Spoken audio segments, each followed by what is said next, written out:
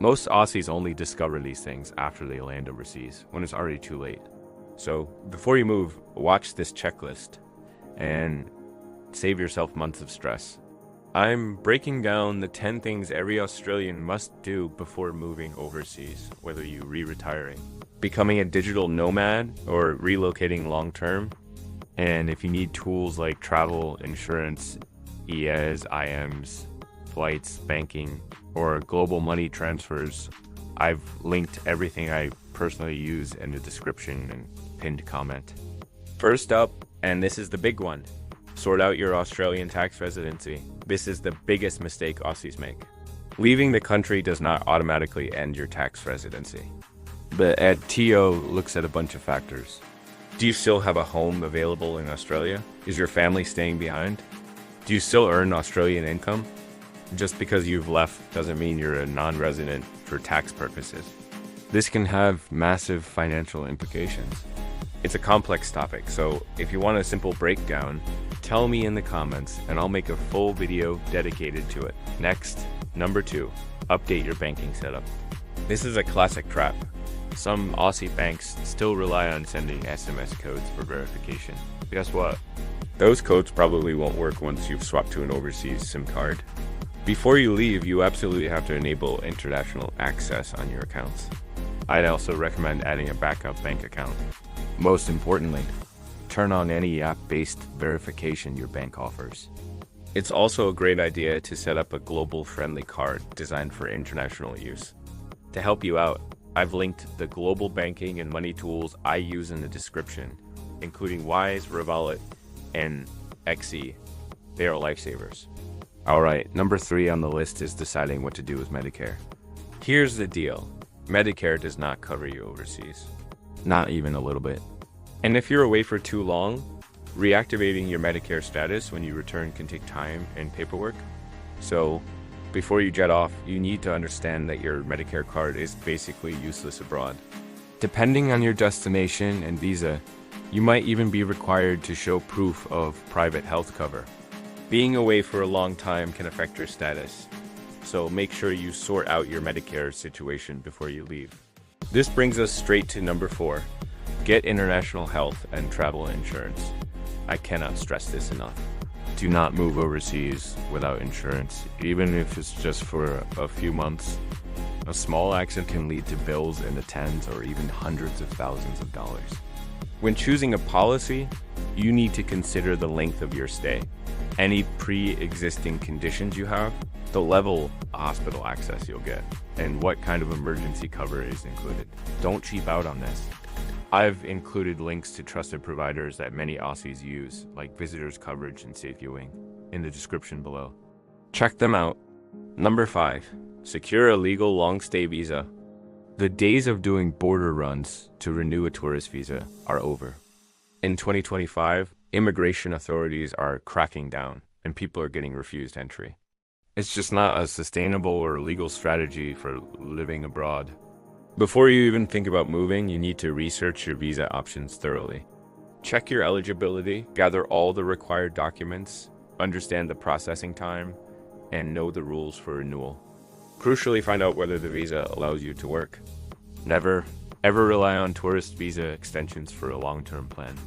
If you need help checking entry requirements for different countries, I've also linked iVisa in the description. Okay, halfway there. Number 6 is setting up your international money access. You need to have a clear plan for how you'll access and manage your money overseas before you get on the plane. Don't wait until you land and discover your Aussie debit card doesn't work or charges insane fees. My recommended setup is this. Keep at least one Australian account active. Open a dedicated overseas-friendly account. Find a low-fee option for transferring money between them. And always have a backup card stored separately from your main wallet. Again, all the tools I personally use for this Wise, Z, Revolut, and even Shareseas for investing are linked for you in the description and the pinned comment. Number 7, protect your digital identity. This is something people often overlook until it's too late. Being overseas increases the risk of getting locked out of your accounts or having your data breached. Public Wi-Fi is everywhere, and you'll be accessing sensitive accounts from unfamiliar networks. Before you go, enable two-factor authentication or 2FA on everything: your email, your banking, your social media.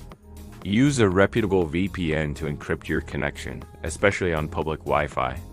Back up all your important documents to a secure cloud service.